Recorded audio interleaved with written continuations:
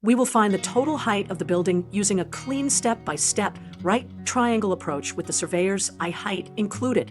Given, a surveyor stands 50 meters from the building. The angle of elevation to the top is 40 degrees. The surveyor's eye level is 1.5 meters above the ground. We want the total height of the building H. Sketch a right triangle. The ground is horizontal, the building is vertical, and the line of sight goes from the eye to the top.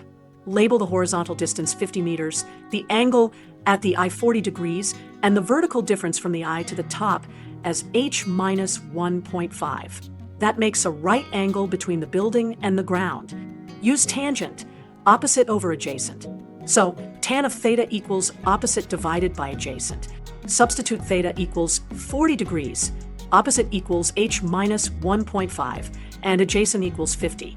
Multiply both sides by 50. H minus 1.5 equals 50 times tan of 40 degrees.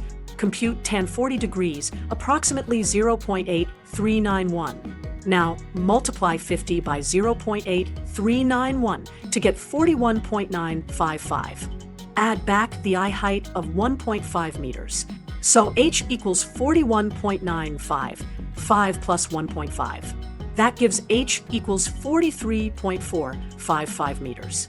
To a sensible display, round to 2 decimals, 43.46 meters. Quick visual cue. 1. Sketch ground, building, and line of sight. 2. Label adjacent equal 50, angle 40 degrees, and opposite H minus 1.5. 3. Write H equals 1.5 plus 50 tan 40 degrees. For compute to get about 43.46 meters. Therefore, the building's total height is approximately 43.46 meters. Thank you for watching. Tap like, share, and comment, and then follow and subscribe for more quick problem-solving tips. Let's make maths simple. One video at a time only on MyVerse Maths.